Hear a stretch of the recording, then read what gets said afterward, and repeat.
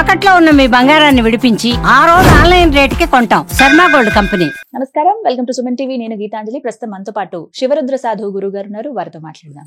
గురుగారు నమస్కారం అండి. నమస్కారం అమ్మా. ప్రేక్షకులు కామెంట్స్ రూపంలో కొన్ని ప్రశ్నలు అడుగుతూ ఉంటారు. అందులో ఈ మధ్య బాగా వైరల్ అయింది ఏంటంటే కొన్ని ఆహార పదార్థాలు మనం అసలు తీసుకోకూడదు, అవి నిషిద్ధం అని చెప్తున్నారు. అందులో ఒకటి జున్ను అండి. జున్ను ఎందుకు తింటున్నారు? అసలు తినకూడదు అంటున్నారు. నిజంగా జున్ను తినకూడదా అండి? తింటే ఏమవుతుంది? జున్ను అనే విషయం వచ్చేసరికి మనం తెలుసుకోవాల్సిన విషయం. ఆవు దగ్గరికి మళ్ళీ వస్తాను. మొదట నా తల్లి ఆడపిల్లల దగ్గరకు వస్తాను. 9 నెలలు గర్భం దాల్చగానే రక్తపు మాంసపు ముద్దలని బిడ్డకి పెడుతూ ఉంటది కడుపులో. అంటే ఈ 9 నెలలు ఋతుచక్రం ఉండదు. ఈ రక్తమే ఈ బిడ్డకి ఆహారం. ముఖ్యంగా ఇక్కడ ఆగుతుంది ఋతుచక్రం. 9 నెలలు వాళ్ళకి ఈ రక్తస్రావం కాదు.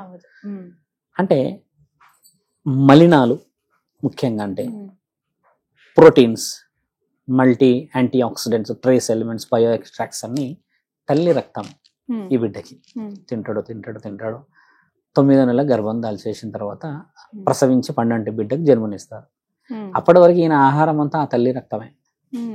అందుకని తల్లి ఏమంటదంటే నీ శరీరం రక్తపు మాంసపు ముద్దలు అని తల్లి అంటది ఎక్కువ శాతంగా. ఈ తండ్రి అన్నాడు కానీ తల్లి అంటుంటది. గొడవ. అప్పుడు ఏమవుతుందంటే అమ్మ, ఈ 9 నెలల్లో ఈమెకి ఋతుచక్రం అనేది ఉండదు కదా. ఉండకపోవడం వల్ల కొన్ని ఎనర్జీస్ క్రియేట్ అవుతాయి బాడీలో. ముర్రుపాలు అంటారు, మీకు తెలుసు. కొన్ని జీడిపాలు అంటారు.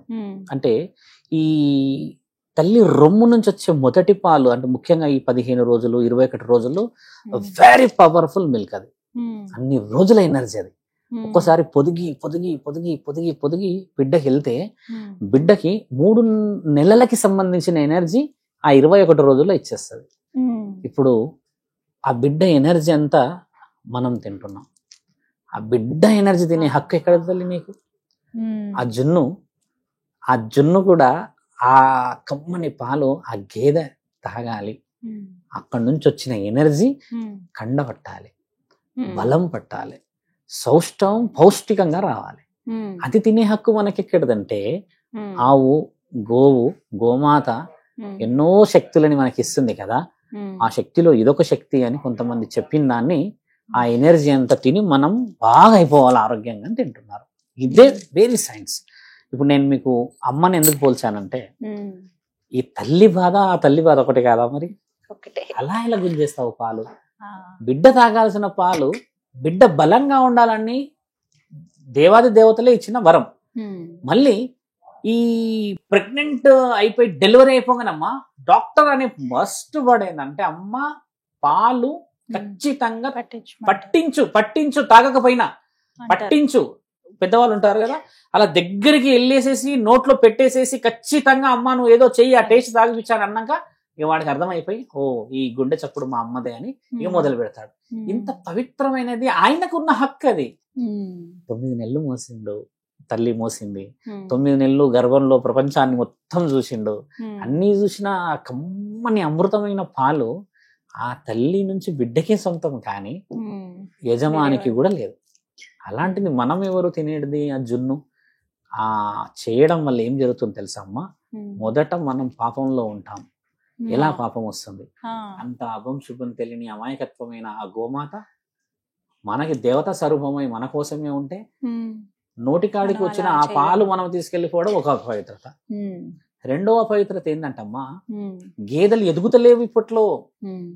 పౌష్టికత లేక, సౌష్ఠవం లేక. 9 నెలలు 10 నెలలు అంటే ఆవు 9 నెలలు ఉండదు. ఆల్మోస్ట్ అది 1.5 year 2 years ఉంటుంది దాని టర్మ్. ఆ టర్మ్ మొత్తంలో ఎంత ఎనర్జీ గ్యాదర్ చేస్తుంది కదా.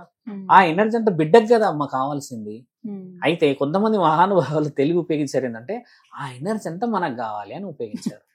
వచ్చిందా మరి? అలా తిన్న వాళ్ళందరూ బాహుబలిలో ఉన్నంత కండలు వచ్చాయా?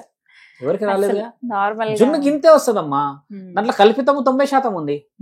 ఒక పాలు, ఒక తల్లి గోమాత నుంచి వచ్చిన ఆ పొదుగులో ఎన్ని లీటర్లు ఇవ్వగలుగుతుందమ్మా?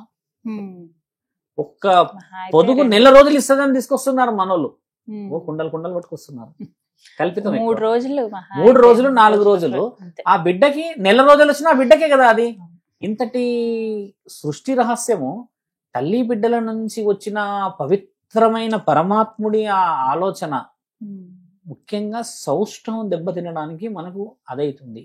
ఇది తాగడం వల్ల ఏమైతే తెలుసా అమ్మా, మేజర్గా మనకు తెలవాలి, బిడ్డకి శ్వాసకోశ సంబంధించిన వ్యాధులు రావు. లంగ్స్ ప్యూరిఫికేషన్ అవుతుంది వెరీ హీట్ మిల్క్ తోని. అంటే దాంట్లో అంతా మల్టీ యాంటీ ఆక్సిడెంట్స్ ఉంటాయి. దానివల్ల బిడ్డ ఏమవుతాడు, హెవీగా ఎనర్జీని అందుకొని సివియర్ గా మోషన్స్ అవుతాయి. మీరు గమనించండి, ఫస్ట్ 3-4 రోజులు లోపల ఉన్న చెత్త వెళ్ళిపోతుంది. ఇప్పుడు మోషన్స్ కావడానికి మనం ఏవో సపోర్టివ్స్ అని పెడుతున్నాము, ఇంకేదేదో చేస్తున్నాము. అంటే ఫాల్ట్ అనేది మనం చేసుకుంది, భగవంతుడే తీయలేడు. భగవంతుడు ఒకటే మాట అన్నాడు, ఎక్కడి నుంచి వచ్చింది దాని దారి ఆయన్నే. అంతవరకు నీట్ గా ఇచ్చిన దాన్ని తప్పించుకున్నంత మనమే.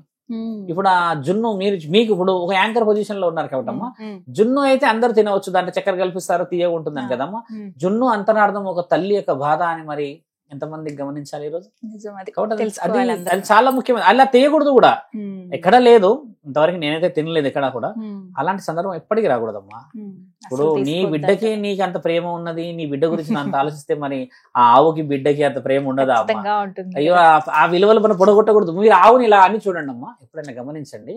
నువ్వు ఇలా అనేసి ఊరికే ఏంది అనేది తలకాయ పెట్టు, దాని ముఖం తీసుకొచ్చి నీ మూతిలో పెడుతుంది, పెట్టి ఇక్కడ అనమంటది. ఎంతటి ఆప్యాయత, అంతటి ఆప్యాయత అమ్మ. మరి ఆ తల్లి ఆ దూడకు ఉండదంటారా? మానవ శరీరానికి మనకి అంత ముద్దుగా ఉంటాయి ఆ ఏర్పాటు ఎలా ఉంటాయి, చిన్న దూడలు ఎలా ఉంటాయి చూసారమ్మా. అది నువ్వు పడుకుంటే నీ భుజం మీద కూర్చుంటాయి, నువ్వు ఎటు తీసుకుపోతే నీ ఏనుకొస్తాయి. అంటే సర్వస్వం నీవే అయితే దాన్ని తింటూ ఉన్నావు. జొన్న తినకూడదు, అది నాకు తెలిసి పాపం. అది జొన్న తినడం అంటే ఒక విధంగా పిండం తిన్నట్టే. అంటే ఆలోచించండి మీరు, తప్పు కదా. ధర్మాన్ని కాపాడాలి మనందరం. సాధువులని, సంతులని, పురోహితులని, అఘోరాలని, నాగసాధులు అడిగి తెలుసుకోవాలి అంతరార్థం. ఏదో చెప్పారు కదా, ఏదో తినేసాం కదా అని చెప్పేసి తినేసి అయిపోతుందమ్మా. మెంతం కూర, సోయి కూర తిన్నా పుణ్యమే. ఎందుకు తినము అవి? క్యారెట్ తినమంటారు, మరి ఎందుకు తినము అవి? బీట్రూట్ అంటారు, ఎందుకు తినమన్నావు అవి? అవి తినకూడదు అని చెప్పేసి ఎవరు చెప్పారు? మనకి రుచి అనేది ఏది ఉంటుందో అదే తింటాం మనం. మన వాళ్ళని చెయ్యమని చెప్పండి, ఆ బోటి మంచిగా చాలాసేపు ఫ్రై చేస్తారు.